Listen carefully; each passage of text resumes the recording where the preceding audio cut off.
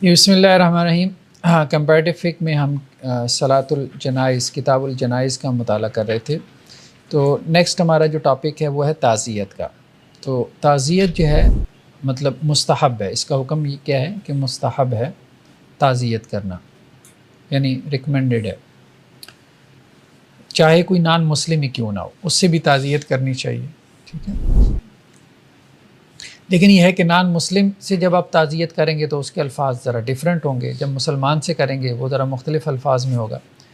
مسلمان سے جب آپ تعزیت کرتے ہیں تو ایک تو یہ کہ اللہ آپ کو صبر عطا کرے، ٹھیک ہے، جو بھی لواحقین ہیں ان کو آپ صبر کی دعا دیں، ان کو حوصلہ دیں، اور دوسری چیز یہ ہے کہ میت کے لیے دعا کریں کہ اللہ تعالیٰ اس کی آخرت اچھی کرے، اس کے گناہوں سے درگزر کرے، اللہ اس کی جنت میں درجات بلند کرے۔ نان مسلم کو آپ یہ دوسرا جو ہے نا، اب ظاہری بات ہے آخرت کا یا جنت کی دعا تو آپ اس کو دینے سے رہے۔ ہاں، تعزیت نان مسلم سے جب آپ کریں گے کسی جو ہے وہ غیر مسلم سے، تو اسے یہی کہیں گے کہ اللہ تعالیٰ آپ کو صبر دے، اور اللہ تعالیٰ آپ کو حوصلہ دے، اور اللہ تعالیٰ آپ کو اس کا بہتر بدل دے۔ یہ کہنے میں بھی کوئی حرج نہیں، یعنی دنیا میں اللہ تعالیٰ آپ کو اس کا بہتر بدل دے۔ تو دعا کے لیے جو الفاظ ہیں اللہ کے رسول صلی اللہ علیہ وسلم سے، ان للہ ما اخذ ولہ ما آتا، جو اللہ نے دیا وہ بھی اللہ کا ہے، جو اس نے لے لیا وہ بھی اسی کا ہے۔ وکل شیء عندہ باجل مسمى، ہر چیز کا اللہ کے یہاں ایک وقت مقرر ہے، طے شدہ ہے۔ فلتصبر ولتحتسب، تو صبر کریں اور اللہ سے ثواب کی امید رکھیں۔ تو یہ ہیں الفاظ جو اللہ کے رسول صلی اللہ علیہ وسلم نے اپنی بیٹی کو کہے تھے کہ جن کا بیٹا جو ہے وہ فوت ہو رہا تھا، یعنی اپنے نواسے کی جو ہے فوتیدگی پہ آپ صلی اللہ علیہ وسلم نے اپنی بیٹی کو حوصلہ دیتے ہوئے یہ الفاظ کہے تھے۔ تو یعنی تعزیت کے یہ الفاظ مسنون ہیں، لیکن اگر یہ الفاظ نہ بھی یاد ہوں تو ان سے ملتے جلتے الفاظ کہنے میں کوئی حرج نہیں ہے، ٹھیک ہے۔ انا للہ و انا الیہ راجعون، اللہ تعالیٰ آپ کو صبر دے، اللہ تعالیٰ آپ کو بہترین اجر دے، ٹھیک ہے، اس کا بہترین بدل عطا فرمائے۔ ہاں، اللہ کا حکم تھا، اللہ کی رضا ہے، تو اس طرح کہنے میں کوئی حرج نہیں، ٹھیک ہے۔ نیکسٹ کیا ہے؟ تعزیت کے لیے بیٹھنا۔ کیا تعزیت کے لیے بیٹھ سکتے ہیں؟ دیکھیں، بیٹھنے کا تذکرہ جو ہے نا وہ ہمیں نہیں ملتا، سنت میں تو نہیں ملتا کہ آپ صلی اللہ علیہ وسلم یا صحابہ کرام یا تابعین یا خیر القرون میں لوگ جو ہے وہ تعزیت کے لیے بیٹھتے ہیں، ایسا نہیں، ٹھیک ہے۔ تو اس لیے بعض اہل علم کا کہنا یہ ہے کہ تعزیت کے لیے بیٹھنا یہ مکروہ ہے۔ امام شافعی کا موقف یہی ہے، ٹھیک ہے۔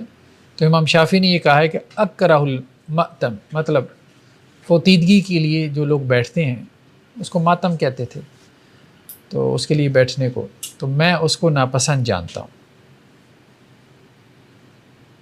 اور مجھے وہ پسند نہیں ہے۔ امام شافعی نے اس کی وجہ یہ بیان کی کہ اس سے غم تازہ رہتا ہے۔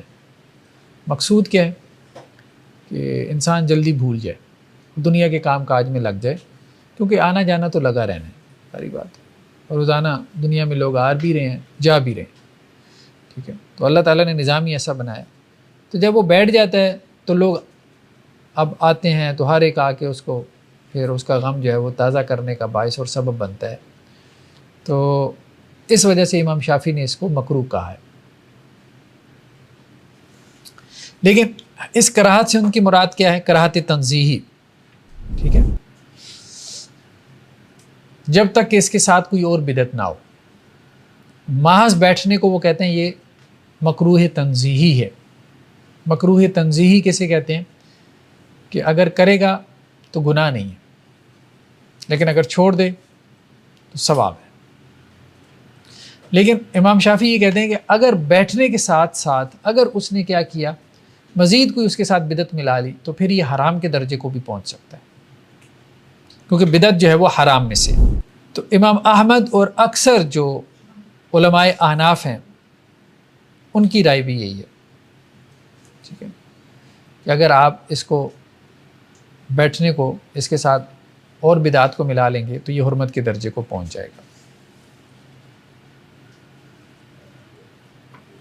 لیکن بعض جو احناف میں سے، متقدمین میں سے، ان کا کہنا یہ ہے کہ اگر 3 دن کے لیے بیٹھ جائے، لیکن وہ بیٹھے بھی مسجد کے علاوہ اپنے گھر میں، حویلی میں، ٹھیک ہے، کسی برآمدے میں، تو 3 دن کے لیے اگر بیٹھ جائے تو 3 دن کے لیے تعزیت تو ہے، میت کے ساتھ آپ کر سکتے ہیں، اور اس میں اس کا مقصود ہو کہ آسانی سے میں لوگوں کو اویلیبل ہو جاؤں، کیونکہ لوگوں نے جو ہے وہ آنا ہے تعزیت کے لیے، تو اس مقصود کو سامنے رکھتے ہوئے اگر وہ 3 دن کے لیے بیٹھ جائے اپنے گھر میں بیٹھک میں تو اس میں کوئی حرج نہیں۔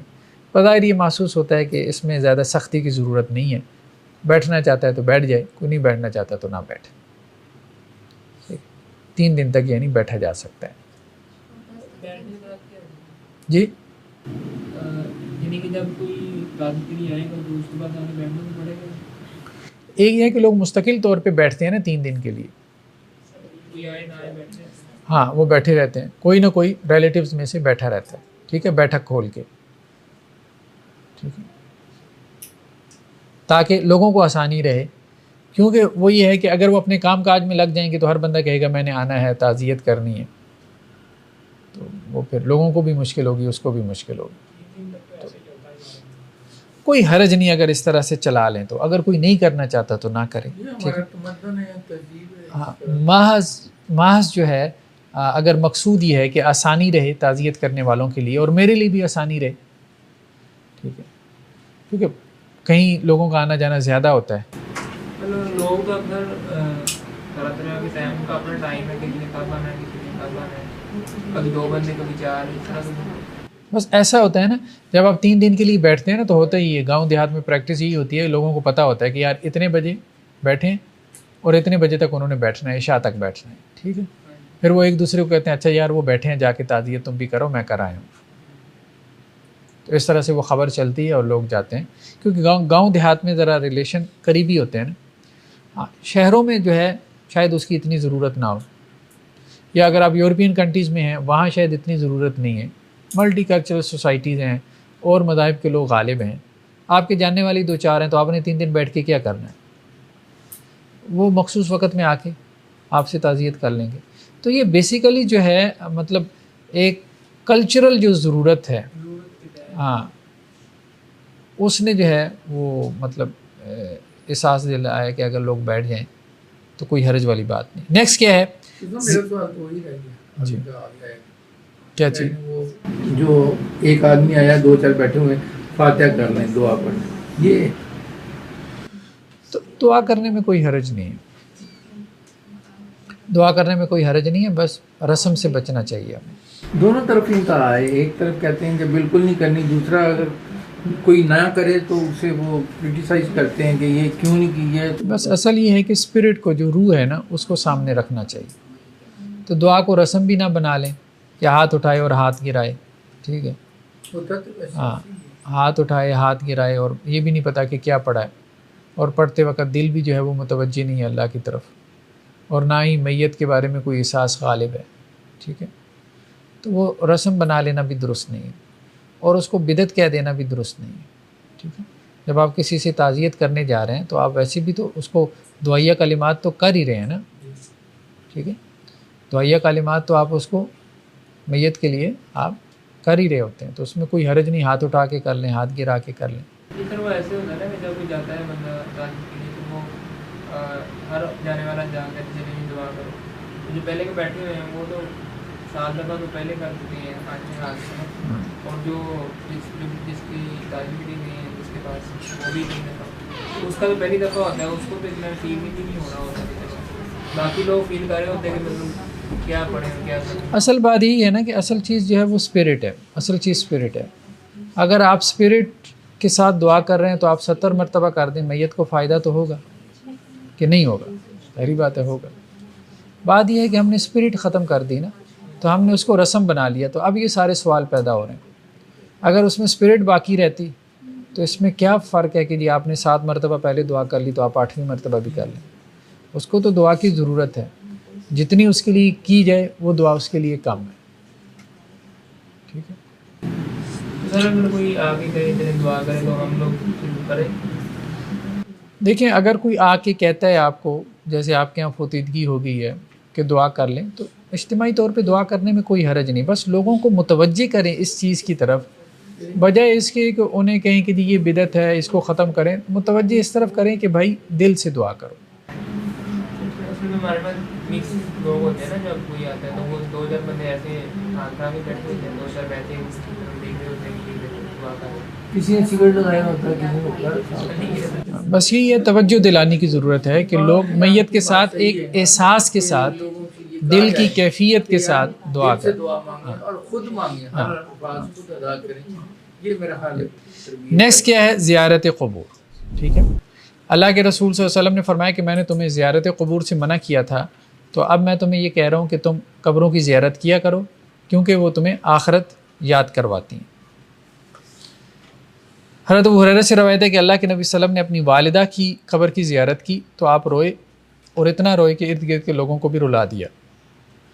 تو آپ صلی اللہ علیہ وسلم نے فرمایا کہ میں نے اپنے رب سے اجازت چاہی تھی کہ میں اپنی والدہ کے لیے استغفار کروں، تو اللہ نے مجھے اجازت نہیں دی۔ میں نے پھر اللہ سے اجازت چاہی کہ میں اپنی والدہ کی قبر کی زیارت کروں، تو اللہ نے مجھے اجازت دے دی۔ تو تم بھی قبروں کی زیارت کیا کرو، کیونکہ یہ آخرت کو یاد کرواتی ہیں۔ تو قبروں کی زیارت کرنا، ٹھیک ہے، خاص طور پہ جو والدین ہیں یا کوئی اور ریلیٹیوز ہیں فوت ہو چکے ہیں، تو قبرستان میں جانا، خود بھی جانا، کبھی کبھار بچوں کو بھی لے جائے، ٹھیک ہے۔ آپ کی تب والدہ بھی وہی بس نہیں تھی؟ جی آپ کی والدہ وہی بس نہیں تھی؟ لم یوزن، ہاں، توحید کے اوپر جو ہے نا، دور جاہلیت کے لوگ تو ظاہری بات ہے توحید پہ نہیں تھے، دور جاہلیت کے لوگ، لیکن یہ ہے کہ ہم اس میں کوئی بات کہہ نہیں سکتے، ٹھیک ہے۔ دین ابراہیم پہ تھے، دین ابراہیمی کی جو شکل تھی انہوں نے مسخ کر لی تھی نا، ویسے وہ اپنے آپ کو دین ابراہیم کا پیروکار کہتے تھے۔ دین ابراہیمی کا پیروکار کہتے تھے اور سمجھتے بھی تھے، لیکن اس میں زیادہ بہتر قول یہی ہے کہ اللہ سبحانہ و تعالیٰ جو ہے وہ ایسے لوگوں سے درگزر کرے گا جن تک نبی کی دعوت نہیں پہنچی، ٹھیک ہے، وہ کوئی بھی ہوں، رسول اللہ صلی اللہ علیہ وسلم کے والدین ہوں یا اور لوگ ہوں، جن تک نبی کی دعوت نہیں پہنچی تو ان کے اوپر حجت قائم نہیں ہوئی۔ جب ان کے اوپر حجت قائم نہیں ہوئی تو اللہ تعالیٰ ان سے درگزر کا معاملہ کریں گے۔ اصل میں دیکھیں، کفر بیسیکلی ہے انکار کرنا، تو انکار تو وہی کرتا ہے جس تک دعوت پہنچی ہو، جس تک دعوت ہی نہ پہنچی ہو تو اس نے کفر نہیں کیا، اس نے انکار نہیں کیا۔ ہاں، اب بات یہ ہے کہ اس حدیث کا کیا مفہوم ہے۔ اب کچھ لوگ اس طرف نکل گئے کہ جی اس حدیث کا مفہوم یہی ہے کہ جی وہ دین شرک کے اوپر تھے تو اس لیے جو ہے وہ ان کے لیے استغفار کی اجازت نہیں دی گئی۔ میرے خیال میں یہ جو ہے نا تعبیر ٹھیک معلوم نہیں ہوتی، یہ انٹرپریٹیشن اس کی ٹھیک نہیں معلوم ہوتی، کیونکہ قرآن اس معاملے میں بہت واضح ہے، وما كنا معذبین حتی نبعث رسولا، ہم کسی قوم کو اس وقت تک عذاب نہیں دیتے جب تک ہم اس کی طرف رسول نہ بھیجیں۔ رسول آتا ہے، بتاتا ہے یہ اللہ کا حکم ہے، ٹھیک ہے، پھر اس کے بعد قوم نہیں مانتی، پھر وہ عذاب کی مستحق بنتی ہے۔ کوئی بندہ کہہ سکتا ہے یا اللہ مجھے اب بتایا ہی نہیں آپ نے، آپ چاہتے کیا تھے، مجھے پتہ ہی نہیں تھا۔ یہ ہے کہ حضرت عیسیٰ کی واسطے تو ہو چکی تھی، کیا حضرت عیسیٰ تو اس وقت اس کی تعلیم حضرت عربوں کے ہاں نہیں، مکہ میں کہاں تھے عیسائی تھے، حضرت عیسیٰ مبعوث ہوئے تھے اوپر یروشلم میں، وہ تو تھی، وہ ایک خاص قوم کی طرف تھے، پوری دنیا کی طرف مبعوث بھی نہیں ہوئے تھے نا، ٹھیک ہے، تو یہ تو اس وہ طرح بنی تو اسرائیل کی اصلاح کے لیے آئے تھے حضرت عیسیٰ۔ جتنے بھی بنی اسرائیل کے نبی آئے ہیں وہ سارے ایک مخصوص گروہ کے لیے، ظاہری بات ہے، ظاہری بات ہے، بنی اسرائیل کی طرف ہی آئے ہیں۔ تو باقی جو لوگ اس وقت دنیا میں موجود تھے ان کے لیے کیا دین تھا؟ نہیں، ہم اس بارے میں میں وہی بات کہہ رہا ہوں، ہم بہت کچھ اسٹرکٹلی کچھ نہیں کہہ سکتے، ٹھیک ہے، ہمیں اللہ سے امید رکھنی چاہیے کہ اللہ تعالیٰ رحم کریں گے۔ ہاں، ہمیں نہیں پتہ اب اللہ نے ان کی طرف نبی اور رسول بھیجے کہ نہیں بھیجے، ہم تو ایک اصولی بات کر رہے ہیں، بھائی جس قوم کی طرف نبی اور رسول آیا اس پہ حجت قائم ہو گئی، قرآن کہتا ہے یہ تو عذاب کا مستحق ہو اگر انہوں نے نہیں مانا۔ اس پر وہ یہی کہتے ہیں کہ قرآن بھی اللہ تعالیٰ نے فرمایا کہ ابراہیم السلام کو منع کیا کہ اس نے دعا نہیں کرنی۔ تو حضرت ابراہیم تو مبعوث ہو گئے تھے نا، ہاں جی، تو وہ تو اپنے والد کو تبلیغ کر رہے تھے۔ نہیں، جو استغفار نہ کرنے کا جو پوائنٹ ہے وہ تو وہ وہاں پر بھی وہی تھا۔ تو وہ کیوں، ظاہری بات ہے وہ اس لیے کہ حضرت ابراہیم نے اپنے والد کو منع کیا بت پرستی سے، منع کیا کہ نہیں کیا، قرآن نے کہا نا، انہوں نے منع کیا تو اس لیے ان کو منع کر دیا گا کہ تو حجت قائم ہو گئی، حجت قائم ہو گئی۔ یہ تو نہیں نا منع کیا تھا، پھر آپ لوگوں کو منع کیا۔ ابھی بات تو پوری سن لینا. ہم یہ کہہ رہے ہیں کہ ایک انٹرپریٹیشن یہ کی جاتی ہے, ٹھیک ہے, تو یہ انٹرپریٹیشن یہ صحیح معلوم نہیں ہوتی. منع تو کر دیا, وہ تو حدیث کے الفاظ ہیں, لیکن حدیث کے الفاظ کو سمجھنا بھی تو ہے نا, کیوں منع کیا, کیوں منع کیا. اب یہ ایک سوال ہے کہ کیوں منع کیا, ٹھیک ہے, کیا اس لیے کہ وہ جہنم میں جا رہے ہیں, یہ تو حدیث میں نہیں ہے, ٹھیک ہے. اصل بات یہ ہے کہ اس کو کہتے ہیں انذار, یعنی شرک جو ہے نا, شرک کے حوالے سے کوئی نرم گوشہ پیدا نہ ہو جائے. مطلب اگر اس قسم کی باتیں شروع ہو گئیں کہ اچھا تمہارے پچھلے تو اتنا شرک کرتے رہے تو اللہ نے ان کو معاف کر دیا, ٹھیک ہے, تو لوگوں کے ذہن میں شرک کے حوالے سے نرمی پیدا ہو جائے گی کہ شرک کی بھی ایک قابل معافی گناہ ہے. تو شرک سے تحذیر کے سبب سے کہ اس کی جو شناعت ہے, اس کی جو برائی ہے, وہ ذہنوں کے اندر قائم رہے, اس لیے جو ہے منع کر دیا گیا. یعنی اب اس سے جو ایک کیفیت پیدا ہوگی نا کہ اللہ کے رسول کو منع کر دیا گیا, یار شرک سے بچنا ہے, شرک سے بچنا ہے, ٹھیک ہے. تو وہ تحذیر بیسیکلی مقصود تھا. مقصود یہ نہیں تھا کہ ان کا حکم بیان کیا جائے کہ وہ کہاں پر ہیں. ہمارے لوگ جو ہے وہ حکم کی تلاش میں نکل پڑے, یہ ٹھیک نہیں ہے. ویسے بریلیوں نے مبالغہ کیا ہے کہ جی اللہ کے رسول صلی اللہ علیہ وسلم نے قبر سے نکال کے کلمہ پڑھوایا, اس کی ضرورت ہی نہیں ہے بھائی, اتنا مبالغہ آپ کرو, جھوٹے قصے کہانیاں بیان کرو, ٹھیک ہے. وہ ایک مبالغے پہ چلے گیا اور ہمارے اہل حدیث حضرات ایک دوسرے مبالغے پہ چلے گئے کہ جو انہوں نے کہا کہ جی منع اس لیے کر دیا کہ جی یہ تو شرک کا معاملہ تھا. بھائی شرک ظاہری بات ہے کہ شرک کے اوپر مواخذہ اسی وقت ہے جب رسول کی دعوت پہنچے. قرآن پاک میں ڈائریکٹ ہے بھی نا کہ ہم نے اب آپ کو اس تصدیق کر بھیجا جن کی طرف کوئی رسول نہیں بھیجا. ہاں چلیں جی, میری کتاب ہے فکر غامدی, اس میں نا بہت تفصیل سے اس کے اوپر بحث موجود ہے, اور قرآن کی مطلب 20 مقامات ہیں, 20 ایک نہیں ہے, 20 مقامات ہیں جن میں یہ آیات واضح طور پہ ملتی ہیں کہ اللہ تعالیٰ کی جو حجت قائم ہوتی ہے رسول کے آنے کے بعد. اگر رسول نہیں پہنچا تو کوئی حجت قائم نہیں اور کوئی مواخذہ بھی نہیں. اجتناب بھی کرنا چاہیے ایسی گفتگو سے. اچھی گفتگو کرنے میں کوئی حرج نہیں ہے, مثبت, ٹھیک ہے. کسی کو جنتی بنانے میں ہیزیٹیشن کا شکار نہ ہوا کریں. اللہ سب کو جنت میں لے کے جائے, ہاں جہنم سے بچانے میں بھی, ٹھیک ہے. آپ سلم رو رہے ہیں اپنے والدین کے لیے, تو اگر ہمارے پاس کوئی دلیل ہے جس سے یہ بات نکلتی ہو کہ وہ معاف ہو جائیں گے تو ہم کیوں نہ اس کی طرف جائیں. وہاں خاموش اس بندے کو ہونا چاہیے جو جہنمی بنا رہا ہے, اس کو ضرور خاموش ہونا چاہیے. اچھی امید, اچھی بات کرتے ہوئے خاموش نہیں رہنا چاہیے. یہی معاملہ ابو طالب کے ساتھ بھی, ان کے ساتھ حجت پوری ہو گئی نہیں, حضرت ابو طالب کے ساتھ جو ہے نا حجت پوری ہوئی ہے, ان کے ساتھ حجت پوری ہوئی ہے, اور ان کے بارے میں واضح روایت بھی آ گئی نا, ٹھیک ہے, کہ ان کو جو ہے وہ جہنم کا عذاب ہوگا, لیکن ان کے بارے میں بھی کیا ہے کہ صرف ان کی ایڑیوں تک پہنچے گا, ٹخنوں تک. اس کے علاوہ ان کے جسم کو جو ہے وہ جہنم کے عذاب سے بچا لیا جائے گا رسول اللہ علیہ وسلم کی نصرت و سپورٹ کی سبب سے. لیکن آپ وسلم کے والدین کا معاملہ یہ ہے کہ ان پہ حجت نہیں تمام ہوئی, اس کے علاوہ جو لوگ ہیں, اس لیے ان کے بارے میں جو ہے ہم خاموش رہیں. ہاں اگر کوئی مثبت بات کر سکتے ہیں تو اس میں کوئی حرج نہیں. ہمارا کیا جاتا ہے یار, مطلب لوگ جنت میں چلے جائیں, ہم نے مطلب کوئی ضرور جہنم میں پہنچانا ہے. ہاں نبی کی دعوت آ گئی, اب پیغام واضح ہو گیا, ہاں اب کوئی انکار کی گنجائش نہیں ہے. جیسے حضرت ابراہیم علیہ السلام کے والد وہ جہنم میں جائیں گے, وہ واضح بات ہے. حضرت نوح علیہ السلام کا بیٹا وہ جہنم میں جائے گا, انہوں نے ڈرا دیا, انہوں نے واضح کر دیا. ابو لہب اور ابو طالب, ہاں ابو لہب ہو گئے, تو ابو لہب بھی جہنم میں جائے گا, تبت یدا ابی لہب وتب.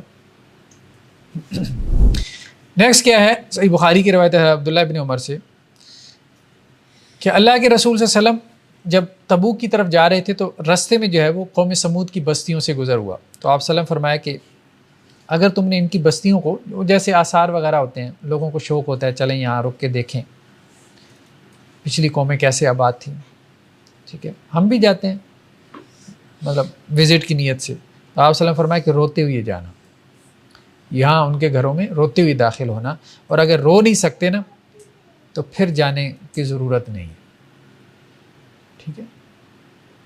تو مطلب یہ ہے کہ عبرت کے ساتھ یا عبرت کی نیت سے یا عبرت حاصل کرنے کی کیفیت کے ساتھ اگر جائے تو پھر ٹھیک ہے۔ مطلب قبرستان جانا ہے تو قبرستان جانے کا مقصد عبرت حاصل کرنا ہے نا، ٹھیک ہے؟ محض جو ہے وہ قبرستان کو ہاتھ لگا کے آنا ہے، یہ تو کوئی بات نہیں۔ قبرستان میں کیسے جانا ہے، صفت الزیارہ، ٹھیک ہے؟ تو اللہ کے رسول صلی اللہ علیہ وسلم جب قبرستان میں داخل ہوتے تھے تو یہ دعا پڑھتے تھے، السلام علیکم اہل الدیار من المؤمنین والمسلمین، ٹھیک ہے؟ مسلمانوں اور مومنوں تمہارے اوپر سلامتی ہو۔ وَإِنَّا إِن شاء اللَّهُ بِكُمْ لاحقون، ہم بھی تمہارے ساتھ آ کے ملنے والے ہیں، ٹھیک ہے؟ انتم فرطنا ونحن لکم تبعون، تم ہم سے پہلے چلے گئے، ہم تمہارے پیچھے پیچھے آ رہے ہیں، ونسأل اللہ لنا ولکم العافیہ، تمہارے لیے اور اپنے لیے ہم اللہ سے عافیت طلب کرتے ہیں۔ یہ دعا کرے، سلام بھیجے، اپنے لیے ان کے لیے دعا کرے، اور اپنے آپ کو بھی عبرت دلا رہے ہیں کہ یار تم پہلے پہنچ گئے، ہم بھی آ رہے ہیں، راستہ تو یہی ہے، ٹھیک ہے؟ آنا تو ادھر ہی ہے۔ تو ایک اور روایت میں السلام علیکم یا اہل القبور، تو قبرستان میں اب یہ ایک ڈبیٹ پیدا ہو جاتی ہے، سنتے ہیں نہیں سنتے، جب نہیں سنتے تو آپ سلام کیوں کہ بس اللہ تعالیٰ سنوا دیتا ہے، جو قریب ہوتے ہیں ان کو سنوا دیتا ہے، اس پہ ہم لمبی چوڑی بحث کر چکے ہیں۔ یغفر اللہ لنا ولکم، اللہ ہمیں بھی معاف کرے اور تمہیں بھی معاف فرمائے۔ انتم سلفنا ونحن بالاثر، تم ہم سے پہلے گزر چکے اور ہم تمہارے پیچھے پیچھے آ رہے ہیں، ٹھیک ہے؟ باقی بھی دعائیں اسی طرح کی ہیں جب بھی آپ نے قبرستان میں جانا ہے۔ زیارت النساء، کیا عورتیں قبرستان کی زیارت کر سکتی ہیں؟ تو یہ ایک اختلافی مسئلہ ہے۔ امام مالک اور آناف اور میجارٹی جو اسکالرس کی ہے وہ یہ کہتے ہیں کہ جی عورتوں کے لیے بھی اجازت ہے، وہ قبرستان جا سکتی ہیں۔ ابن ابی ملیکہ کہتے ہیں کہ حضرت عائشہ رضی اللہ عنہا ایک دن قبرستان سے واپس آ رہی تھی، تو میں نے کہا ام المومنین آپ کہاں سے آ رہی ہیں؟ کہنے لگی اپنے بھائی کی قبر سے، عبد الرحمن بن ابی بکر کی قبر سے آ رہی ہیں۔ تو میں نے کہا اللہ کے رسول نے تو منع کیا تھا آپ عورتوں کو کہ قبروں کی زیارت نہیں کرنی، تو انہوں نے کہا ہاں منع کیا تھا لیکن بعد میں اجازت دے دی تھی۔ تو شروع اسلام میں منع تھا کیونکہ لوگ جو ہے وہ شرک کے قریب تھے، شرک کے زمانے کے قریب تھے، تو اس میں یہ اندیشہ تھا کہ کہیں شرک میں نہ پڑ جائے، جس طرح بتوں سے مانگتے ہیں اسی طرح قبروں میں جو نیک لوگ ہیں ان سے نہ مانگنا شروع کر دیں، تو شروع میں منع کر دیا تھا۔ جب توحید پہ پختہ ہو گئے تو اب اجازت دے دی۔ تو اس کا مطلب یہ ہے کہ وہی حکمت آج بھی لاگو ہوتی ہے۔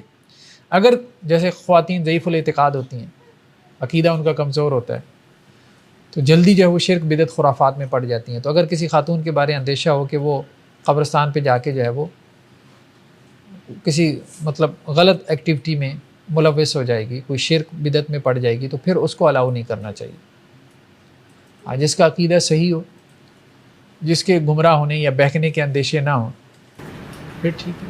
وہ ابھی عورتیں جا سکتی ہیں، باقی نہیں جا باقی سکتی، عورتیں جاتی نہیں ہیں نہیں جانا چاہیے۔ دربار۔ ایک اور روایت میں ہے کہ آپ صلی اللہ علیہ وسلم جو ہے وہ ایک مطلب قبرستان سے گزرے تو ایک خاتون کو آپ نے دیکھا کہ وہ اپنے بچے کی قبر پہ بیٹھی رو رہی تھی، تو آپ صلی اللہ علیہ وسلم فرمایا اتق اللہ واصبر، اللہ سے ڈرو اور صبر کرو، یعنی نوحہ کر رہی تھی نا، اونچی آواز سے رو رہی تھی، رونے میں کوئی حرج نہیں ہے، ٹھیک ہے۔ تو اس نے جواب میں آپ صلی اللہ علیہ وسلم کو کہا کہ آپ کو کیا پتہ کہ میں کس تکلیف میں ہوں، مطلب آپ کا تو کوئی فوت نہیں ہوا نا، میرا ہوا ہے، مجھے پتہ ہے کہ کتنی درد ہوتی ہے۔ تو آپ صلی اللہ علیہ وسلم وہاں سے چلے گئے کہ یہ بی بی سمجھنے کے موڈ میں نہیں ہے، ٹھیک ہے۔ یہ بھی ثابت ہوتا ہے تو اس میں جو ہے وہ کسی نے کہا اس خاتون سے، کیونکہ آپ صلی اللہ علیہ وسلم کے ساتھ اور بھی صحابہ تھے، تو آپ صلی اللہ علیہ وسلم تو آگے چل پڑے، تو کسی نے کہا کہ یہ اللہ کے رسول تھے، تو اب وہ بیچاری پریشان ہو گئی، فاخذہ مثل الموت، مطلب اس کی حالت ایسی ہوگی جیسے اس پہ موت طاری ہوگی، مطلب وہ یہ سوچنے لگی مجھے تو پتہ ہی نہیں تھا۔ تو وہ پھر دوڑی آپ صلی اللہ علیہ وسلم کے پیچھے آئی، تو اس نے آپ کے دروازے پہ کوئی دربان نہیں دیکھا، تو کہنے لگی اللہ کے رسول لم آ رہے، میں آپ کو پہچانتی نہیں تھی، مطلب معذرت کرنے آئی ہوں، آپ کو میں نے اس طرح سے جواب دے دیا۔ تو اس پہ آپ صلی اللہ علیہ وسلم فرمایا انما الصبر عند الصدمۃ الاولی. دیکھو صبر وہ ہے جو پہلی دفعہ انسان کو ایک جھٹکا لگتا ہے نا، آزمائش پہنچتی ہے، اس وقت اس کا کیا رسپانس اور ریئیکشن ہوتا ہے. بعد میں صبر آ ہی جاتا ہے.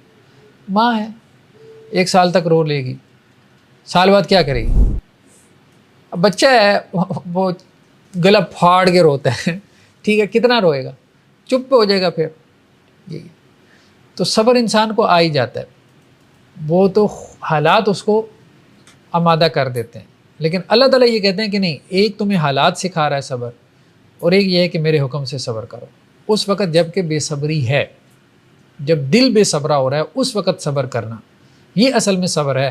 بعد میں صبر تو سب کو آ جاتا ہے، وہ کہ میں نے صبر کر لیا، وہ کون سا صبر ہے؟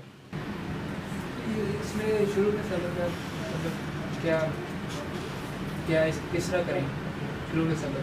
شروع میں صبر سے مراد یہ ہے کہ نوحہ نہ کرے، گربان نہ پھاڑے، ٹھیک ہے، سر نہ پیٹے، نہ شکری نہ کرے، منہ سے غلط کلمات نہ کہے. اللہ کے رسول نے فرمایا تھا نا کہ آنکھیں رو رہی ہیں، دل بے چین ہے، لیکن زبان سے ہم وہی کہیں گے جس سے اللہ راضی ہے. بس یہ صبر ہے. رونا جو ہے وہ بے صبری میں داخل نہیں ہے، بے چینی صبری میں داخل نہیں ہے. فلسطین کی ویڈیوز آ رہی ہیں الحمدللہ پڑھ رہے ہیں، فیملی بہت بھی ہو گئی. فوجی میں فوجی میں نہیں ہوگا نا، ویسے کسی بھی مصیبت کے موقع پر ہے نا کہ صبر تو ہر مصیبت کے شروع ایسے ہی اس میں کیا سچویشن میں ڈپینڈ کرتا ہے. ہاں، رسپانس یہ ہے، ایک تو یہ ہے کہ زبان سے کوئی ناشکری کے کلمے نہ کہے. صبر کا مطلب یہ ہوتا ہے زبان سے ناشکری نہ کرے، اللہ سے شکوے شکایات نہ کرے، ٹھیک ہے. میرے ساتھ ہی ہوتا ہے. ہاں، میرے ساتھ ہی یہ ہوتا ہے، ٹھیک ہے. ایسے یا بعض اوقات جو ہے وہ فعلاً بھی لوگ ناصبری کرتے ہیں نا. فعلاً ناصبری کیا کرتے ہیں؟ جیسے دین چھوڑ دیا، ہمیں نماز نہیں پڑھنی. کچھ لوگ جو ہے وہ خدا کا ہی انکار کر دیتے ہیں. اچھا خدا نے میرے ساتھ یہ کیا ہے، اب میں خدا کو نہیں مانتا. خدا کا کیا جاتا ہے، تو نہ مان. اور خدا کا انکار کرنے سے تیری آزمائش ختم ہو جائے گی. جو اللہ نے لکھی ہے وہ تو آگے ہی رہنی ہے، بھلے اقرار کرو بھلے انکار کرو. اگر اقرار کر لے گا تو شاید تھوڑا سا ہاں. ایک اور روایت میں ہے کہ لعن اللہ زوارات القبور، کہ اللہ تعالیٰ کی لعنت ہو جو قبروں کی زیارت کرنے والی ہیں.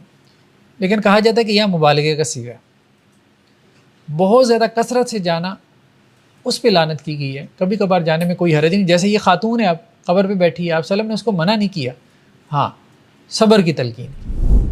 تو یہ بھی ہے نا کہ عورتیں یا مائیں زیادہ جذباتی ہوتی ہیں. اگر وہ قبرستان جائیں گی بہت زیادہ تو بچے کو بلا نہیں پائیں گی، اپنی تکلیف بڑھائیں گی. اس لیے بھی زیادہ جانے کو، وزٹ کرنے کو ناپسند جانا گیا.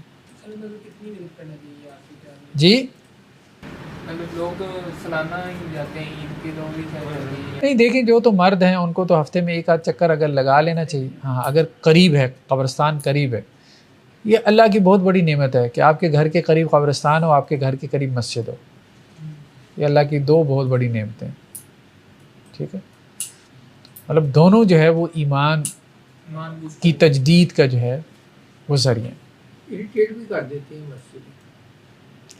ہاں ٹھیک ہے، اگر آپ کسی بریلوی وصول کرتے ہیں جب اذان کے علاوہ باقی معاملات لوگ کرتے ہیں نا، اسپیکر کھول کر. اسپیکر جو کھولتے ہیں نا، جیسے عام طور پہ بریلوی مساجد میں یہ ہے کہ بہت زیادہ اسپیکر کھولتے ہیں. وہ تو یہ بھی مبالغے میں بات ہے کہ بریلوی کھولتے ہیں. چلیں دیوبندی بھی کھولتے ہیں، حدیث بھی کھولتے ہیں، ٹھیک. وہ سارا دن ان کے وہی اہل حدیث بھی اہل حدیث بھی کھولتے ہیں، ٹھیک. چلیں اب بریلوی حضرات سکون میں آ جائیں گے، کام برابر ہو گیا. چلیے نیکسٹ کیا ہے جی؟ وہ اعمال جو میت کو فائدہ دیتے ہیں. صحیح مسلم کی روایت ہے حضرت ابو ہریرہ سے کہ آپ صلی اللہ علیہ وسلم نے فرمایا کہ جب بندہ فوت ہو جاتا ہے تو اس کا عمل اس سے ختم ہو جاتا ہے سوائے 3 کے. صدقہ جاریہ، صدقہ جاریہ تو سمجھتے ہیں نا، جیسے کوئی کنواں کھدوا دیا، پانی کا کولر لگوا دیا، ٹھیک ہے، کوئی مصحف جو ہے وہ خرید کے مسجد میں رکھوا دیا، کوئی پنکھا لگوا دیا. تو اب جب تک لوگ اس سے فائدہ اٹھاتے رہیں گے تو اس کے لیے ثواب پہنچتا رہے گا. کوئی درخت لگوا دیا، درخت بہت بڑا صدقہ جاری ہے، پھلدار درخت ہے مسافر خانہ اور یا سایہ دار درخت ہے، مسافر خانہ ہے، ڈسپنسری بنوا دی ہے، یتیم خانہ جو ہے وہ کھول گیا ہے. تو کوئی تعلیمی ادارہ کوئی، یہ اس میں آئے گا. یہ بھی آتا ہے، بالکل صحیح. تو صدقہ جاریہ. دوسرا کیا ہے؟ علم ینتفع بھی، کوئی علم جو ہے وہ لوگوں کو سکھا گیا، اب لوگ اس علم کو آگے پھیلا رہے ہیں، اس پہ عمل کر رہے ہیں، تو اس کا بھی اس کو ثواب پہنچتا رہے گا جب تک لوگ جو ہے وہ اس کو یوٹیوب پہ ویڈیو ڈالے ہیں. اگر دیکھا جائے تو علم بھی جو ہے نا صدقہ جاریہ میں ہی آتا ہے، لیکن اس کو الگ سے بیان کیا گیا ہے. ہاں، علم بھی صدقہ جاریہ، اس کو علیحدہ سے بیان کیا گیا. اہمیت اس کی تھی. تو یہ پیچھے ایک لفظ یوز ہوا ہے نوحہ سیاہ سوال کے ساتھ، اس کا کیا مطلب ہے سیاہ؟ کون سا؟ اس کی ہیڈنگ میں یہ عورتوں کا کپڑوں کی زیادہ کرنا، اس کی آپ کی لائن میں ہے سیاہ جو ہے ہاں چیخنا چلانا. تو دوسرا کیا ہے؟ علم ہے. اور تیسرا کیا ہے؟ ولد صالح یدعو لہ، جو اس کے لیے دعا کرتا ہے، نیک اولاد جو اس کے لیے دعا کرتی ہے. اب تو کوئی نہیں کرتے، صحیح بات ہے، جھوٹ ہے، بہت کم. اصل میں میں نے کیا سنا تھا کہ روایتی وہ رسمی انداز میں دعائیں رہ گئی ہیں بس. ٹھیک ہے، اولاد کے نیک ہونے کی نشانی یہی ہے کہ دعا کریں، دعا کریں. رسمی دعا ہے نا، ہم وہی کہہ رہے ہیں، دعا اصل میں رسم بنا لیا نا اس کو، جیسے نماز پڑھ رہے، رسمی نماز پڑھ رہے. رسمی دعا جو فائدہ پہنچاتی ہے وہ تو اسپرٹ والی ہے، اسپرٹ کی. وہ علیحدہ کیٹیگری کو شمار ہوتی ہے یا صالح اولاد کے اندر؟ جس طرح اگر ہمارے ان لاس کے ریلیشنز ہوتے ہیں تو ان کے لیے بھی دعا یہ اولاد کے دعا کے اندر ہی کنسیڈر ہوتی ہے سیپریٹلی، جس طرح ایک مسلمان کے لیے ہم دعا کرتے ہیں؟ ہاں، عام دعا بھی کوئی بھی بندہ کرتا ہے، تو کسی کے لیے بھی آپ دعا کریں، کسی مسلمان کے لیے کریں جو فوت ہو چکا ہے، تو آپ کی دعا اس کو فائدہ پہنچاتی ہے. سر اس کا مطلب کس طرح یہ ایک جامعہ لفظ مسلمین والمسلمات، یہ لفظ یا اس کا نام وغیرہ؟ ہاں ٹھیک ہے، نام بھی لے سکتے ہیں، اللہم اغفر للمسلمین والمسلمات والمؤمنین والمؤمنات، سارے آ جاتے یہ ہیں. زیادہ بہتر یہی الفاظ ہے. ہاں سر جو ایک شخص فوت ہو گیا اس کے بارے میں آپ کہتے ہیں نا کہ تاکہ آپ کسی کہ میرا بھائی فوت ہو گیا یا فلاں ہو گیا، تو اب وہ جو دوسرے آپ سے کہتے ہیں دعا کریں نا اس کے لیے، تو دوسرا بندہ کہہ رہے ہیں کہ آپ انہیں پہلے یہ بتائیں کہ اس کا عقیدہ کیا تھا، میں پھر اس کے لیے دعا کروں گا، اس کا عقیدہ کیسا تھا؟ ہاں نہیں، یہ نہیں، یہ تکلف کرنے والے لوگ ہیں. عقیدہ کیا تھا؟ ہاں کہ مطلب وہ شرک تو نہیں تھا، مطلب مسلمان تھا، اگر وہ سمجھتے ہیں کہ بریلوی تھا تو شرک کرتے ہیں، کپڑوں پہ جاتے ہیں. بس اللہ تعالیٰ جو ہے نا ایسے لوگوں سے بچائے. صحیح بات یہی ہے، پتہ نہیں آخرت میں ان کا کیا حشر ہوگا. یہ جو بہت زیادہ جو ہے نا، یہ جو ایک کبر ہے اور نخوت ہے کہ جی ہمارا عقیدہ بڑا ٹھیک ہے، تو بات یہ ہے کہ عقیدہ جو ہے وہ صرف اللہ کے حوالے سے ٹھیک ہونا ضروری نہیں ہے، انسانوں کے حوالے سے عقیدہ ٹھیک ہونا بھی ضروری ہے. اللہ کے رسول صلی اللہ علیہ وسلم نے فرمایا کہ جس کے دل میں ذرے کے برابر بھی تکبر ہوا جنت میں داخل نہیں ہوگا. ذرہ کیا ہوتا ہے؟ وہ کلیم کر سکتا ہے میرے دل میں ذرے کے برابر تکبر نہیں ہے، تو اللہ پکڑنے پہ آئے تو اتنی سی بات پہ پکڑ لے.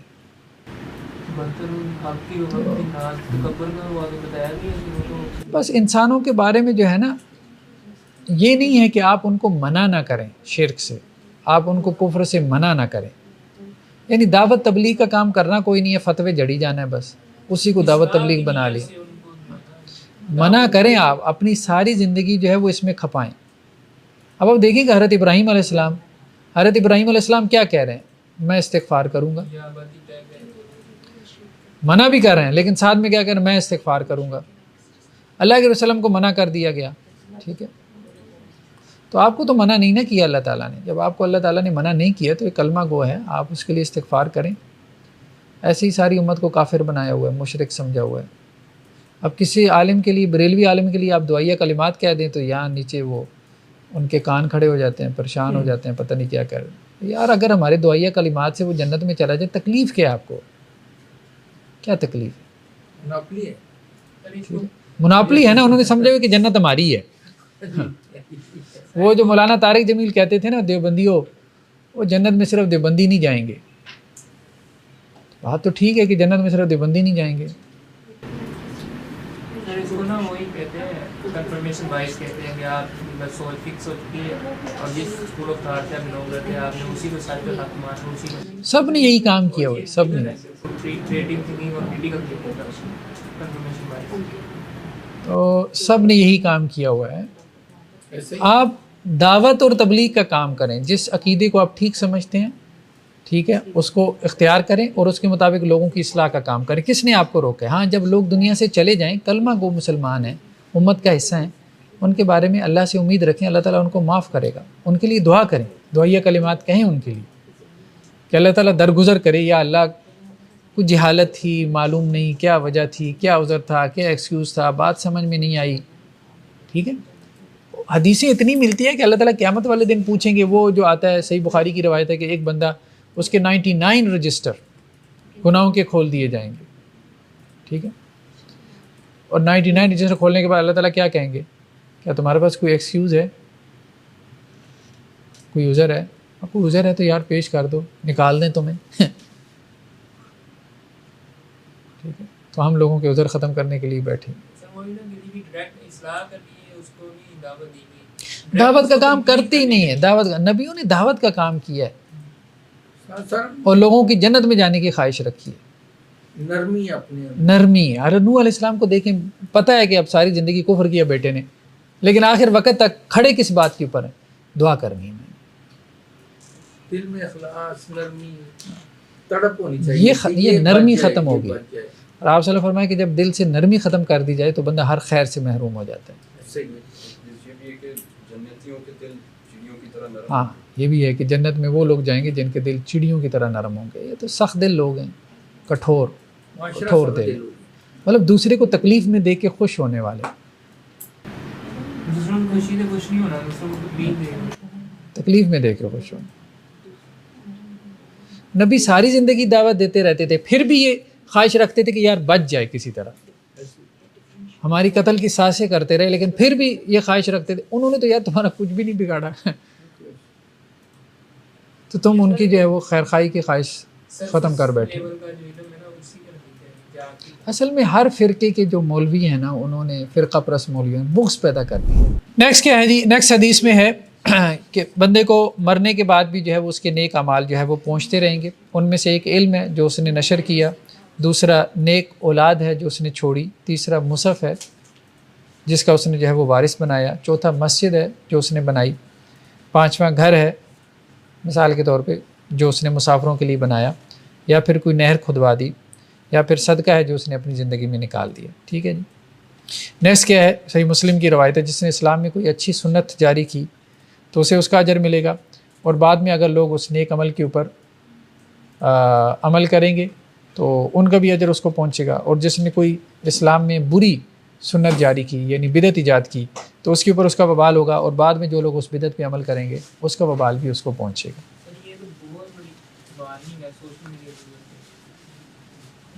جس طرح صدقہ جاریہ ہے اسی طرح سیہ جاریہ بھی ہے. سیہ جاریہ بھی. ٹھیک ہے. نیکسٹ کیا ہے؟ دعا اور استغفار. اہل ایمان کے لیے دعا کرنا. ٹھیک ہے. رسول اللہ صلی اللہ علیہ وسلم کی حدیث ہے کہ جب تم میت کے لیے دعا کرو فاخلص اللہ الدعا، اخلاص سے دعا کرو، پورے دل کی کیفیت کے ساتھ، دل جمعی سے دعا کرنا. یہ ہے وہ اسپرٹ کے ساتھ دعا کرنا. اور آپ صلی اللہ علیہ وسلم کی دعائیں کیا ہوتی تھی؟ اللہم اغفر لحینا و میتنا، یا اللہ ہمارے زندہ مردہ دونوں کو معاف فرما دے. تیسری چیز کیا ہے؟ صدقہ. میت کی طرف سے صدقہ کرنا. ٹھیک ہے. میت کو دعا فائدہ پہنچاتی ہے، میت کو صدقہ فائدہ پہنچاتا ہے. حضرت ابو ہریرہ سے روایت ہے کہ ایک آدمی نے آپ صلی اللہ علیہ وسلم سے کہا کہ میرے والد فوت ہو گئے اور انہوں نے مال چھوڑا اور وصیت نہیں کی، تو کیا میں صدقہ کروں؟ تو آپ صلی اللہ علیہ وسلم فرمایا ہاں صدقہ کرو، ان کو فائدہ پہنچے گا. حضرت سعد بن عبادہ آپ صلی اللہ علیہ وسلم کے پاس آئے کہ میری والدہ فوت ہو گئی تو کیا میں ان کی طرف سے صدقہ کروں؟ تو آپ صلی اللہ علیہ وسلم فرمایا ہاں. تو انہوں نے پوچھا کون سا صدقہ افضل ہے؟ تو آپ صلی اللہ علیہ وسلم فرمایا پانی.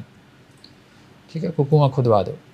پھر اس کے بعد مدینہ میں باقاعدہ جو ہے وہ ایک کنواں تھا جس کے بارے میں معروف تھا کہ یہ آل سعد کا جو ہے وہ کنواں ہے. یہ حالات اور محلے وقوع کے حساب سے پانی کا انہوں نے جو ہے جی پریفر کیا، بنیادی ضرورت، بیسک نیڈس جو ہے. تو آج کے دور میں کیا سب یہی ہے بیسک سے. صاف پانی، صاف ستھرا پانی آج بھی بہت ضرورت ہے. آپ کی 70% آبادی کو پانی نہیں میسر صاف ستھرا. تیسرا کیا ہے؟ روزہ رکھنا. ٹھیک ہے. اللہ کے نبی صلی اللہ علیہ وسلم کے پاس ایک شخص آیا، کہنے لگا کہ میری والدہ جو ہے وہ فوت ہو گئیں.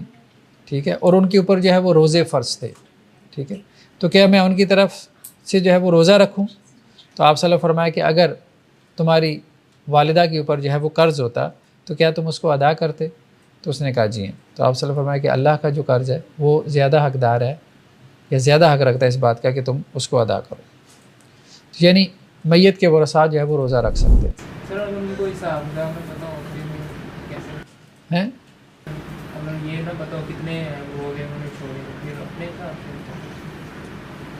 ہاں اپنے ایک اندازے سے کہ کتنے روزے چھوڑے ہیں اس حساب سے. نفلی روزے بھی ان کے لیے رکھ نہیں نفلی نہیں، فرض روزے اگر ان کے رہ گئے تو ان کی طرف سے فرض روزے جو ہے وہ میت کے ورثاء بس ایک اندازے سے رکھ لیں. کہ وہ ہمارے نسل ہوں گے رکھنے والے جی جی اجر دونوں کو ملے. دونوں کو ملے گا. نیکسٹ کیا ہے؟ حج. میت کی طرف سے حج کرنا. روزہ اگر اولاد کی اتنی ہمت نہ ہو کہ وہ رکھ سکے تو کیا پھر اس کی طرف سے ہاں صدقہ اس کی طرف سے فدیہ دے دے. فدیہ بہتر یہی ہے کہ میت کی طرف سے روزہ رکھے، اولاد جو ہے یا جو بھی وارث ہے اگر یہ نہیں کر سکتا تو اس کی طرف سے صدقہ دے دے. سر وہ ایک دن کا کھانا جو ہے اس کو اسٹیمیٹ کر کے کیا تھا. ہاں صبح شام کا کھانا جو ہے صبح شام کا 2 وقت کا کھانا، سحری اور افطاری. سر ایسے بھی ہو سکتا ہے نا اگر 8 روزے رکھتے ہیں 8 بچے اکٹھے رکھ لیں ایک ہی دن. جی ٹھیک. ہاں نیکسٹ کیا ہے؟ حج. ایک خاتون جو ہے نا قبیلے کی آپ صلی اللہ علیہ وسلم کے پاس آئی کہ میری ماں نے حج کی نظر مانی تھی لیکن وہ حج نہیں کر سکی، کیا میں ان کی طرف سے حج کروں؟ آپ صلی اللہ علیہ وسلم فرمایا ہاں تم اپنی والدہ کی طرف سے حج کرو. اگر تمہاری ماں کے اوپر کوئی قرض ہوتا تو کیا تم اس کو ادا کرتی؟ تو اس نے کہا ہاں. تو آپ صلی اللہ علیہ وسلم فرمایا یہ اللہ کی طرف سے قرض ہے. نظر بھی کیا ہے؟ قرض ہے. نظر کا حج تھا کہ میرا یہ کام ہو جائے تو میں حج کروں گی، عمرہ کروں گی، جیسے کچھ لوگ کہتے ہیں. ٹھیک ہے. نیکسٹ کیا ہے؟ نماز. نماز میت کی طرف سے نہیں پڑھ سکتے. ٹھیک ہے. اس میں جو انہوں نے روایت بیان کی یہ روایت اصل میں صحیح نہیں ہے. ٹھیک ہے. ہاں صحیح نہیں ہے. قرات. میت کی طرف سے قرات کرنا یعنی جو آپ تلاوت کرتے ہیں کیا اس کا ثواب میت کو پہنچتا ہے؟ تو یہ اختلافی مسئلہ ہے. جمہور فقہا یہ کہتے ہیں کہ پہنچتا ہے. امام شافعی یہ کہتے ہیں کہ نہیں پہنچتا. ٹھیک ہے. جو کہتے ہیں یاسین پڑھ کے بخش دو جی یاسین پڑھ کے بخش دینا. ٹھیک ہے. سورہ فاتحہ پڑھ کے بخش دینا. ٹھیک ہے. سورہ بقرہ پڑھ کے بخش دینا. یہ وہ والی بات ہو رہی ہے. تو دیکھیں صدقہ وہ تو پہنچتا ہے، سب کے نزدیک اتفاق ہے. دعا وہ بھی پہنچتی ہے. ٹھیک ہے. روزہ بھی آپ رکھ سکتے ہیں میت کے جو ورثاء ہیں، حج بھی کر سکتے ہیں. تلاوت قرآن کے بارے میں اختلاف ہے. جمہور علماء یہ کہتے ہیں کہ دیکھیں جب حج کر سکتے ہیں، روزہ رکھ سکتے ہیں، صدقہ کر سکتے ہیں تو عبادت 2 قسم کی ہے، یا مالی ہے یا بدنی ہے. دونوں کی دلیل مل گئی آپ کو تو آپ تلاوت سے کیوں منع کرتے ہیں؟ وہ قرض اور فرض کی بات جو ہے نا وہ تو فرض چیزیں تھی جو کہ قرض کے نہیں اب جیسے حج میں ہے مثال کے طور پہ. ٹھیک ہے. تو آپ حج کسی کی طرف سے نفلی کر سکتے ہیں کہ نہیں کر سکتے؟ میت کی طرف سے نفلی حج کر سکتے ہیں کہ نہیں؟ یعنی اگر اس پر فرض نہیں ہے پھر بھی کر ہاں ظاہری بات ہے کر سکتے ہیں. میت کی طرف سے آپ عمرہ کر لیں، کر سکتے ہیں. لیکن سر یہ ویسے بھی دیکھا جائے اولاد کے بارے میں کوئی بھی کرے کوئی بھی کر سکتا ہے. جی تو قرات قرآن کے بارے میں اختلاف ہے. ٹھیک ہے. میجورٹی کہتی ہے کہ جی آپ کر سکتے ہیں اور اس کا ثواب پہنچتا ہے. امام شافعی کہتے ہیں کہ نہیں پہنچتا. بہرحال ہمیں سلف سے اس کا ثبوت نہیں ملتا. یہ بات ٹھیک ہے. صحابہ سے تابعین سے اس کا ثبوت ہمیں نہیں ملتا. ٹھیک ہے. جو کرنا چاہتا ہے کر لے، جو نہیں کرنا چاہتا نہ کرے. ٹھیک ہے. ہاں لیکن یہاں پہ اصال ثواب سے مراد کیا ہے؟ اصال ثواب سے مراد یہ ہے کہ گھر کے لوگ جو ہے وہ میت کے لیے قرآن پڑھیں. یہ نہیں ہے کہ جی آپ کرائے پہ مدرسے سے بلوا لیں طلبہ اور ان کو چاول کھلائیں. ٹھیک ہے. جو بھی کام ہوتے ہیں اس میں نئی رسم نکال ہاں وہ رسماً وہ ٹھیک نہیں ہے. یا بعض لوگ کیا کرتے ہیں وہ قبر کے گرد بٹھا کے قرآن پڑھوانا شروع کر دیتے ہیں قبرستان میں جا کے. تو یہ ٹھیک ہے. لینے آتے ہیں 15 قرآن چاہیے 20 قرآن چاہیے. جی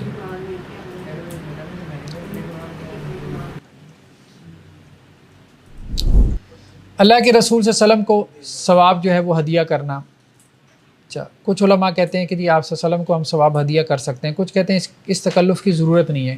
آپ جو بھی عمل کر رہے ہو اس کا ثواب آپ صلی اللہ علیہ وسلم کو پہنچ رہا ہے کیونکہ وہ آپ صلی اللہ علیہ وسلم کا صدقہ جاریہ ہی ہے.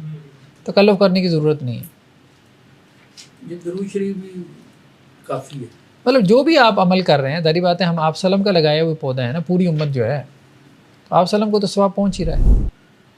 مطلب کوئی یہ کہے کہ جی یا اللہ یہ میرا جو نیک عمل ہے اس کا ثواب نبی کریم صلی اللہ علیہ وسلم کو بھی پہنچا ہے. تو کچھ چین بناتے ہیں آدم سے لے ہاں کر حضرت آدم سے لے کے جو ہے ظاہری بات ہے. دیکھیں جن وہ تکلف کی ضرورت ہی نہیں ہے, ان کو ویسے ہی پہنچ رہا ہے, کہنے کی ضرورت. بڑی وارننگ کا ہی بات ہے کہ ہمارے نیک مال کا ثواب مل رہا ہے, پہنچ رہا ہے. مسلمانوں کی اولاد اور مشرکین کی اولاد, ٹھیک ہے.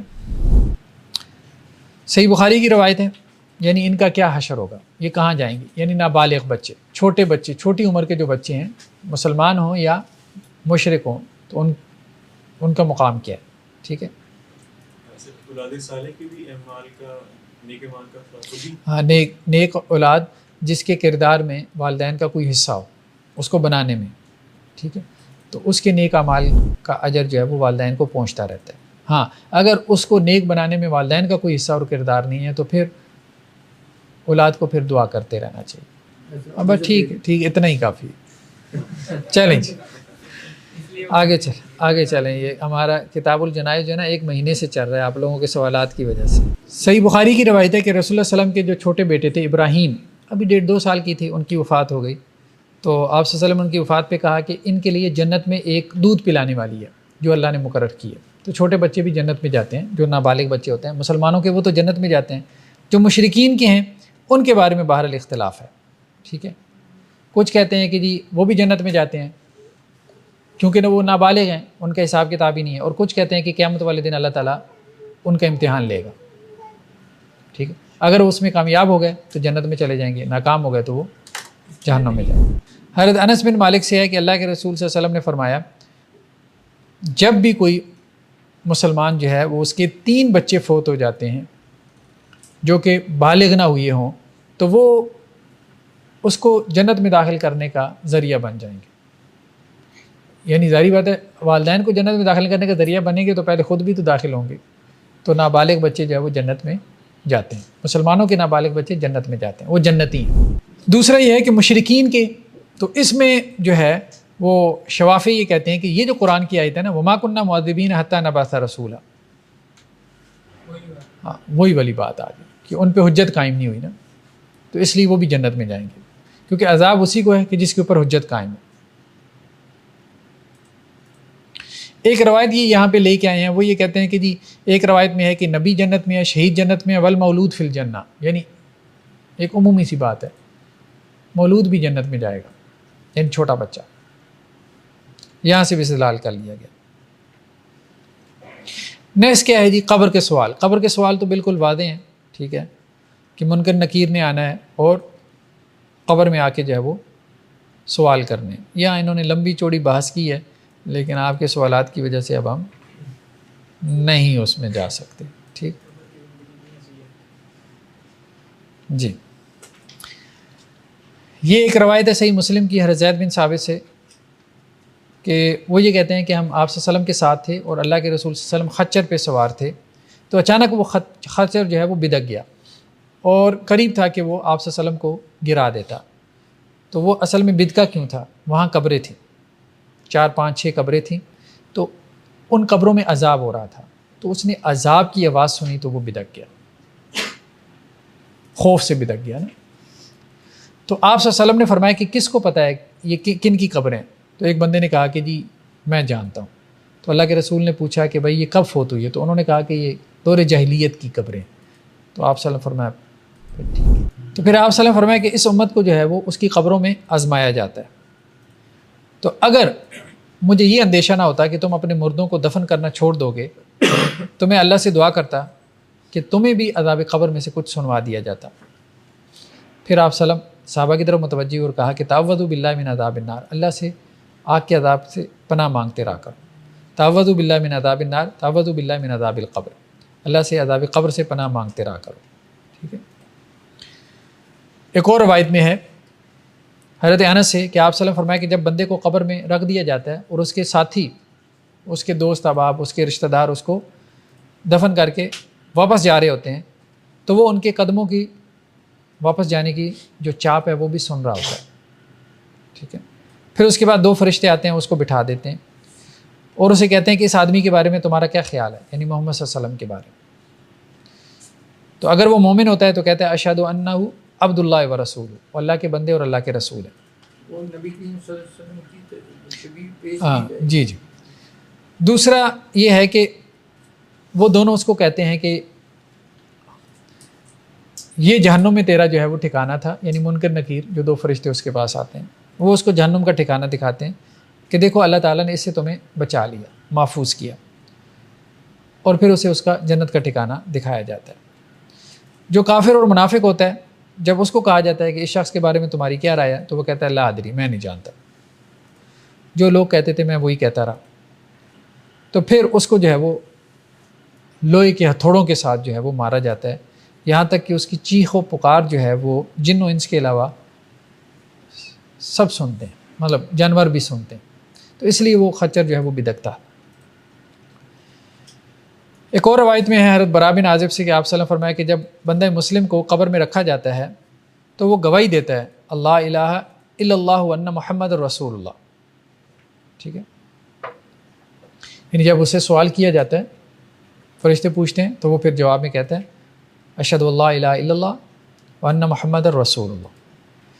तो कुरान की ये जो आयत है ना, युसब्बितुल्लाहु अल्लज़ीना आमनू बिलक़ौलि साबित फ़िल हयातिद दुनिया व फ़िल आखिरह, इसका मतलब यही है कि दुनिया में भी अल्लाह ताला ने उन्हें कलमे पे कायम रखा, और जब कब्र में भी सवाल जवाब होगा तो अल्लाह ताला उनको कायम रखेंगे। यानी बंदा मोमिन या बंदा मुस्लिम को सवालों के जवाब रटने की ज़रूरत नहीं है 1 2 3 करके, इस तरह से जवाब थोड़ा आएगा कि जो ये सवाल होगा तो ये जवाब है मन रब्बु का, ठीक है, मन नबियों का, मन दीनों का, तुम्हारा रब कौन है, नबी कौन है, दीन क्या है। 3 सवाल ही होने, बहुत सिंपल है।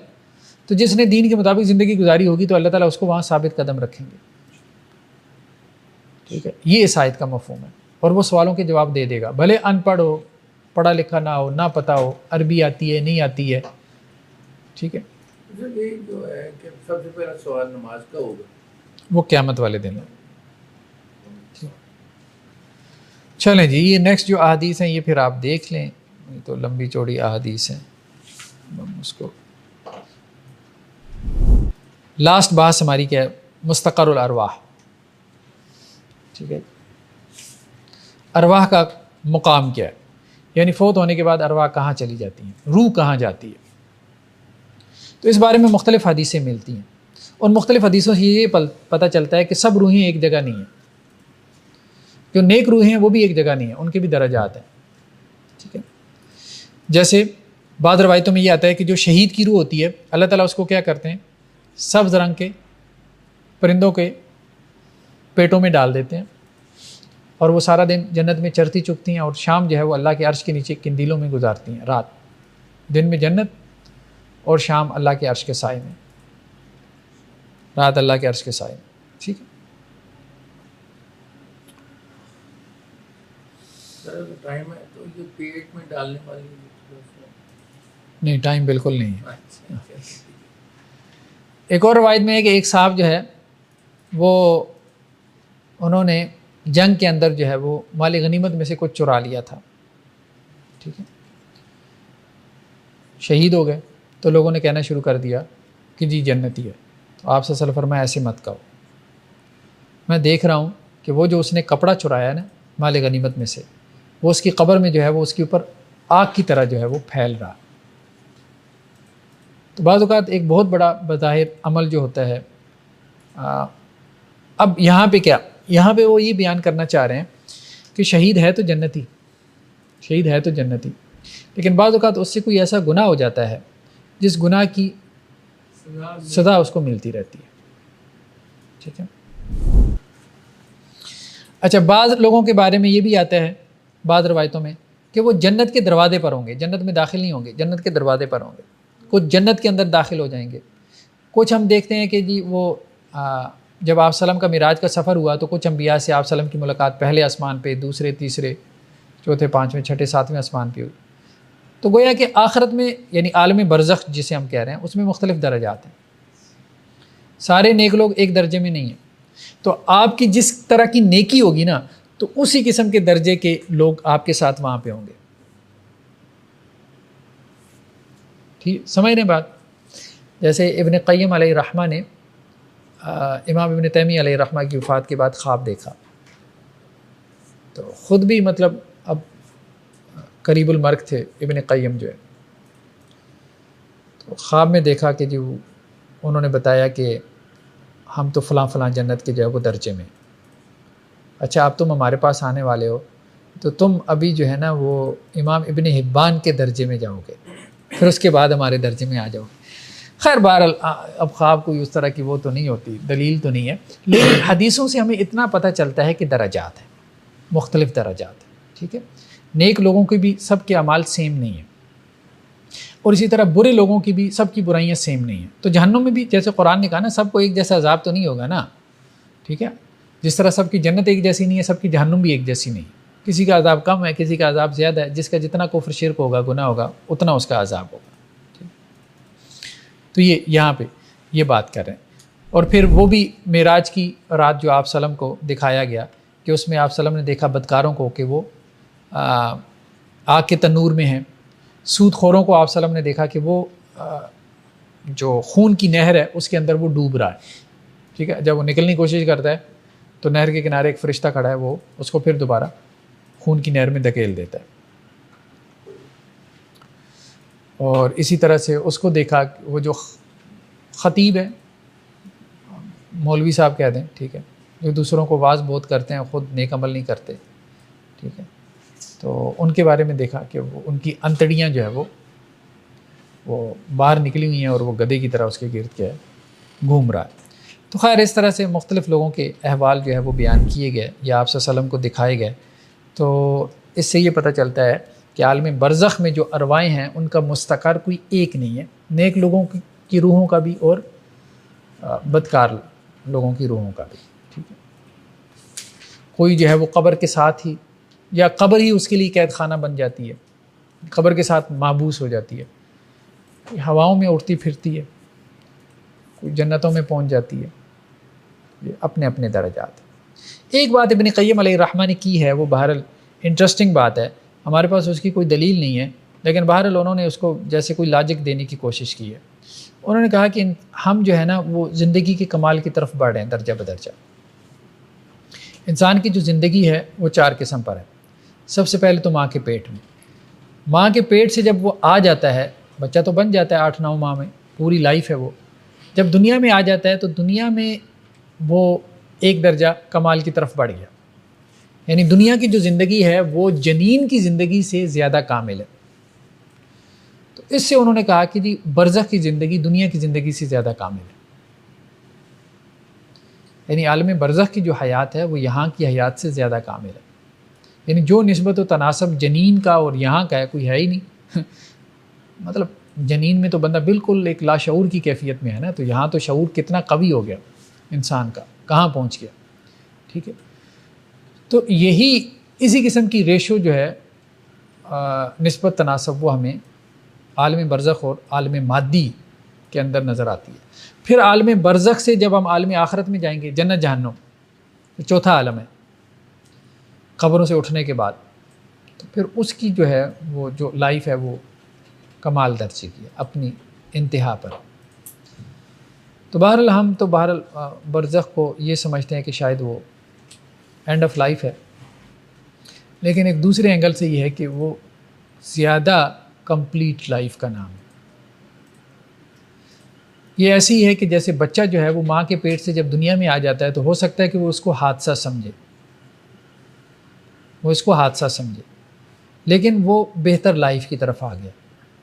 تو اس دنیا کے پیٹ سے ہم عالم برزخ میں جا رہے ہوں تو ہو سکتا ہے ہمارے لیے یہ حادثہ ہو، صحیح ہے۔ لیکن وہاں جا کے جب ہم پہنچیں تو ہمیں معلوم ہو کہ نہیں، ہم ایک بہتر دنیا میں آ گئے، برزخ سے جب عالم آخرت میں جانا ہے تو وہ بھی حادثہ ہی ہوگا، اتنا وہ بھی حادثہ ہی ہے۔ ایسے ہی چلیں جی، سبحانک اللہم و بحمدک، نشہد ان لا الہ الا انت، نستغفرک۔